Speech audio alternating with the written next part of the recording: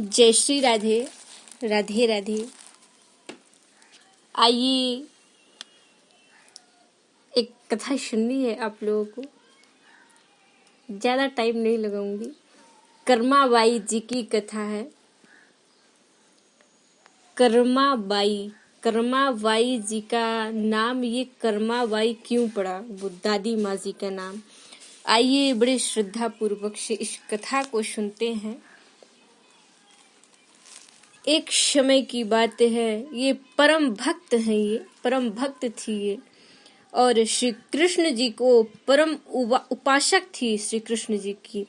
और जगन्नाथपुरी भगवान इनके यहाँ खिचड़ी खाने आते थे और कर्माबाई जी भगवान को खिचड़ी का भोग लगाती थी और भगवान से बात भी करती थी और भोग लगाती थी। और एक बार भगवान उनके द्वार पर पहुँचे और बोले, माँ, बोली, गोपाल, मैं तुम्हें कुछ खिलाना चाहती हूँ। तो भगवान बोले, हाँ माँ, मुझे भूख लगी है, बहुत भूख लगी है। तो बोले, अब जल्द लेके आओ। तो उस समय उन्होंने खिचड़ी बनाई और तो जैसे ही ठाकुर जी को भोग लगाया तो ठाकुर जी ने बड़े प्रसन्न से बड़े प्रेम पूर्वक खाया। और माँ कर्माबाई भगवान को खिचड़ी खाते देख रही थी तो जो आनंद माता शबरी को जब राम को बेर खिलाने में आया था, वही आज आनंद कर्माबाई भगवान श्री कृष्ण को खिचड़ी खिलाने में प्रेम ले रही हैं। और भगवान रोज आते और माँ की कर्माबाई जी की खिचड़ी खाते और खिचड़ी खाके भगवान जगन्नाथपुरी मंदिर में जाते और भक्तों को दर्शन देते थे। लेकिन ये बात पता नहीं चलती थी किसी को। और एक दिन ऐसा हुआ कि कर्मा जी के यहाँ एक साधु आया, बड़ा कर्मकांडी था वो साधु और बड़े नियम से चलता था। तो उनको पता चला कि ये भगवान को कर्माबाई के यहाँ भगवान आते हैं और मैया की खिचड़ी खाते हैं। तो उन्हें अच्छा नहीं लगा, उन साधुओं को अच्छा नहीं लगा। तो माँ तो ना तो स्नान करती है, ना पूजा पाठ करती है, ऐसे ही रहती है और ऐसे ही खिचड़ी बना के खिलाती है भगवान जी को। तो उसे भगवान बड़े प्रेम पूर्वक से खा लेते हैं। उन्होंने सोचा कि ये अपराध कर रही है, उन साधुओं ने सोचा कि ये अपराध कर रही है माँ। तो उन्होंने कहा कि मैया, तू भगवान को खिचड़ी तो खिलाती है परंतु तू एक भी शास्त्रीय विधि का कार्य नहीं करती है, कभी पालन नहीं करती है। तो माँ डर गई और बोली, तो अच्छा बताओ मैं क्या करूं। तो उन्होंने बताया कि सुबह जल्दी उठो और भगवान का ध्यान करो, स्नान वगैरह करो सब कुछ, और जब भगवान आए तब भोग लगाओ। जैसे साधु ने बताया तो उसी तरह माता करने लगी। माता का वही नियम हो गया।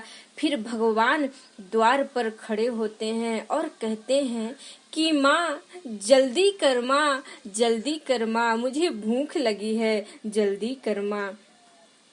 माँ कहती है कि थोड़ा रुक जा, मुझे अभी स्नान ध्यान करना है और पूजा पाठ करना है, उसके बाद फिर मैं प्रसाद बनाऊंगी तो भोग लगाऊंगी। बोले, तो इस चक्कर में भगवान रोज देर हो जाता भगवान को और भगवान परेशान हो जाते।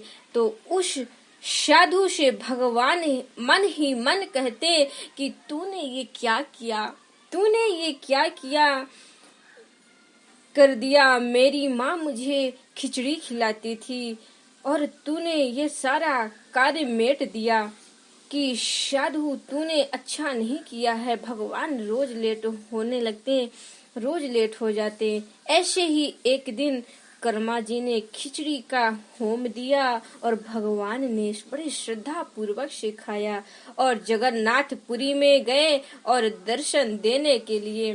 तब जब दर्शन देने लगे तब पुजारी जी ने देखा और कहा कि और पूछा कि प्रभु आपके मुख पर खिचड़ी लगी हुई है, कहाँ से खा के आ रहे हैं आप?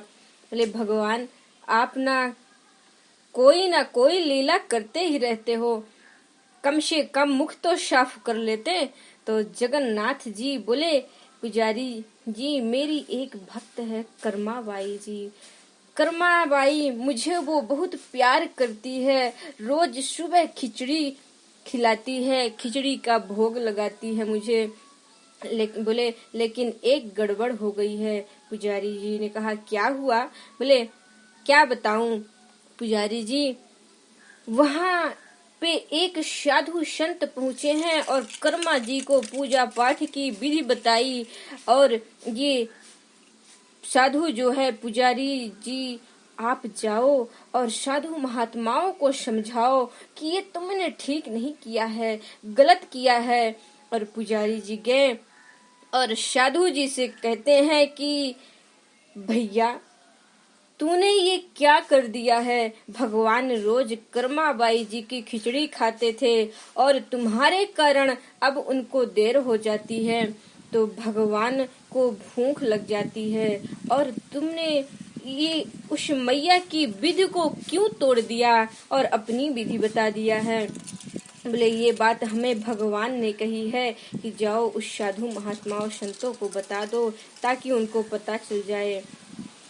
तो जब ये बात साधु महात्माओं संतों को पता चली तो उन्हें अपनी गलती का एहसास हुआ और वो पुजारी के चरणों में गिर गए और माफी मांगने लगे।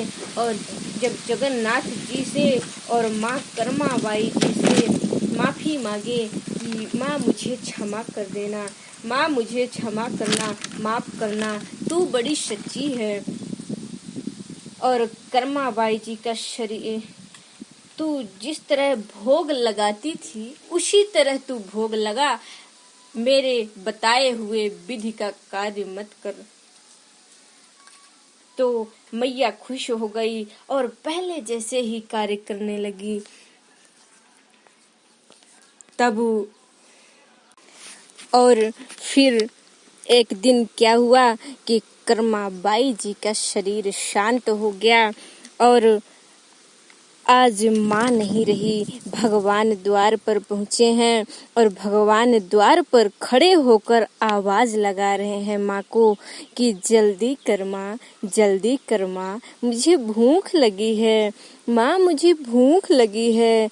आज माँ दरवाजा नहीं खोल रही है, क्या हो गया? आज माँ दरवाजा नहीं खोल रही है। भगवान रोने लगे हैं, मेरी माँ को क्या हो गया है? देखते ही देखते भीड़ हो गई है। पुजारी जी भी आ गए हैं और देखें कि भगवान की आंखों में आंसुओं की धारा प्रवाहित हो रही है। तो बोले कि भगवान क्यों रो रहे हैं? भगवान ने कहा कि आज मेरी माँ नहीं रही, अब मुझे खिचड़ी कौन खिलाएगा? मैं दरवाजे के पास गया मगर दरवाजा माँ नहीं खोली। देखो क्या बात हो गई है। जब अंदर जाके देखा तो आज माँ नहीं रही है। पुजारी जी ने कहा कि नहीं रही माँ भगवान। पुजारी जी कहते हैं कि भगवान माँ आज नहीं रही। फूट फूट के भगवान फिर रोने लगे और पुजारी जी ने कहा कि क्यों रोते हो? ये तो आपकी ही लीला है, आप ही जन्म देने वाले हो भगवान। तो भगवान बोलते हैं कि पुजारी जी मैं सब जानता हूँ, लेकिन क्या करूँ? अब मुझे खिचड़ी कौन खिलाएगा? अब मुझे खिचड़ी कौन देगा? बोले मेरी माँ तो अब नहीं रही, अब सुबह सुबह मुझे खिचड़ी कौन देगा? बहुत अश्रुधारा प्रवाहित हो रही भगवान के। तभी महाराज भी आ गए और जगन्नाथपुरी के उन्हें पता चला कि भगवान कर्माबाई की खिचड़ी खाते थे। तो सभी यहाँ पर हैं पुजारी। सबने कहा कि प्रभु एक निवेदन करते हैं। बोले क्या?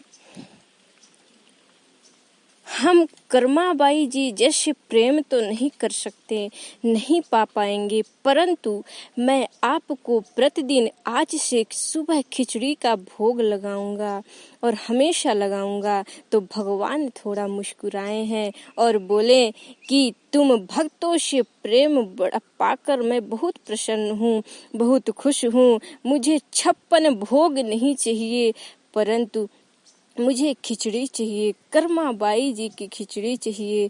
तो आज भी जगन्नाथपुरी में राजा की आज्ञा से 56 भोग से पहले खिचड़ी का भोग लगाया जाता है। और बोले कि प्रभु ये आपकी खिचड़ी कर्माबाई जी की है। और कहते हैं कि कर्माबाई नाम कैसे पड़ा भगवान? भगवान कहते थे कि